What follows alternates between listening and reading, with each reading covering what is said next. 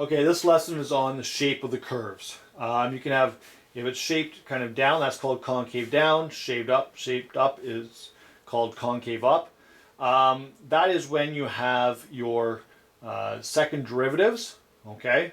And my second derivative is negative, it's concave down. When my second derivative is positive, it's concave up. If my second derivative equals 0, the concavity, okay, actually changes. That's where it changes from, say, a positive to a negative, or in this case, it'd be going from a negative concavity to a positive concavity. Okay, and that's the point of inflection where the second derivative equals 0, is where the point where the concavity changes. That's called a point of inflection. So let's classify some stationary points on this. Stationary points are that kind of maximum and minimum, and the concavity will help me classify it. It's called the second derivative test. So what I'm going to do is I'm going to take the first derivative, 6x minus 12. Okay, I want to make my first derivative equal to 0 to find out that maximum minimum point. So 0 is going to equal 6x minus 12. Rearrange it. 12 equals 6x. 12 divided by 6 equals x. 2 equals x. Okay, so at x equals 2, I have either a maximum or a minimum. So let's go a little bit further. I need to take the second derivative. Second derivative, okay, is just a derivative of the first derivative. In that case, it's just going to equal 6. Now, my second derivative is a positive value. So if the second derivative is positive, I have concave up, okay, which means that at x equals 2, I have a minimum. The second derivative told me the concavity of it, the shape of it. And because the second derivative was positive, it was concave up, and I have a minimum. So that means around it, I would have went from a negative slope to a positive slope. Okay. You may have to sub in the x value into your second derivative if you had a variable remaining to find out whether it was positive or negative. Okay, so a little bit more complicated question here.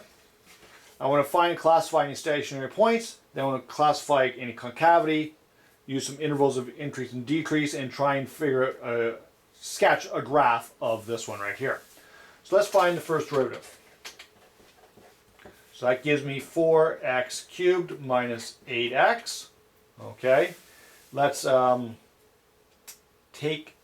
need to try and solve this a little bit here. So I want to make the first derivative equal to 0.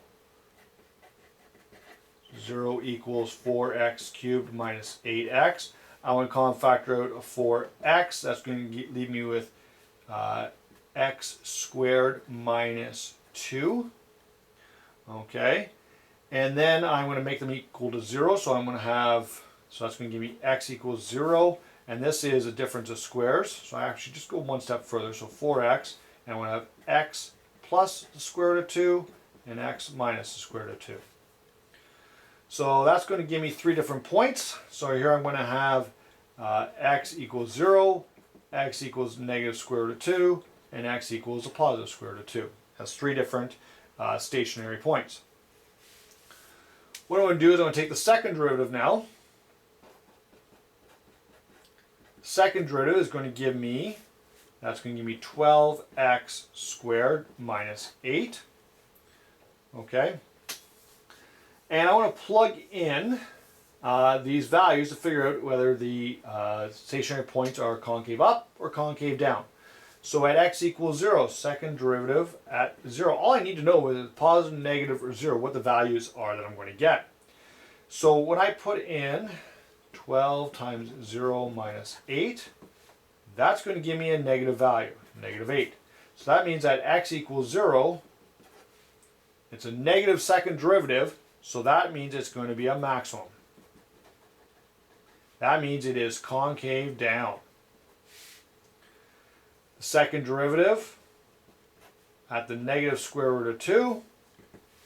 Okay, so I'm going to have 12 times negative square root of 2 squared minus 8. Negative square root of 2 squared. Okay, that's just going to give me, so square root of 2 squared is just going to give me 2. Negative square is also going to be positive, so it's going to be positive 2 minus 8. So that's 24 minus 8. That's going to give me a positive value of positive 16. So that means it is at x equals negative square root of 2. It's a positive second derivative, so that means it's concave up, and that is a minimum. When I do the second derivative for the third value, okay, I want to put in just a positive square root of 2. So 12 positive square root of 2 squared minus 8. That's going to give me the exact same value as 16. Okay, which means that x equals at square root of 2 is also a minimum, which is concave up. Okay, so I have it going from the negative. So if I was to sketch a little graph here, I had the negative square root of 2,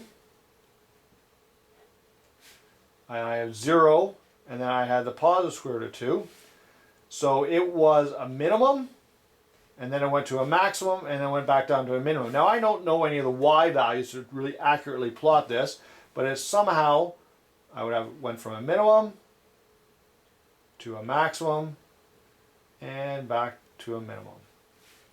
Okay, and the points of inflection would have been right in between those maximum and minimum values.